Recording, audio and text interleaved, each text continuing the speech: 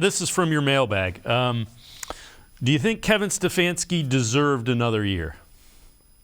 Yeah, I answered that by saying I don't know if deserved is the right word because, they didn't make the playoffs the last 2 years and had, under 500 records, losing records with talented rosters. Having said that, I would not have made a change. If I were Jimmy Haslam or Andrew Barry or Paul DePodesta, whoever's making that final decision, I think Stefanski should be brought back. We talked about Deshaun Watson already.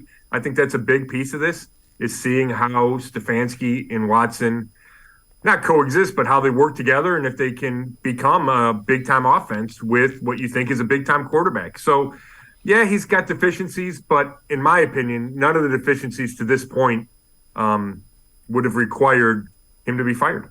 I would agree. The other thing I would point out, and I found this interesting, I saw it yesterday, Zach Taylor was 6-25-1 in his first 2 seasons in Cincinnati.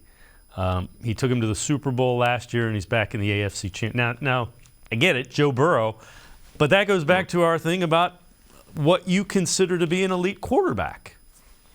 Yeah, that's really interesting. And I'll tell you what, Zach Taylor, we saw him up close twice a year, since he's been the head coach.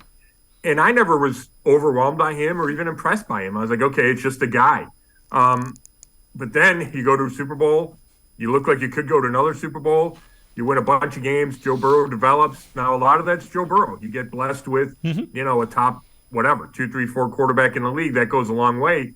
But my opinion on Zach Taylor has started to change, especially yesterday. I thought the plan that they had going into Buffalo, the way they handled Buffalo was really impressive, and you can't just take that away from the head coach. He deserves credit for that. Yeah, down 3 starting offensive linemen as well.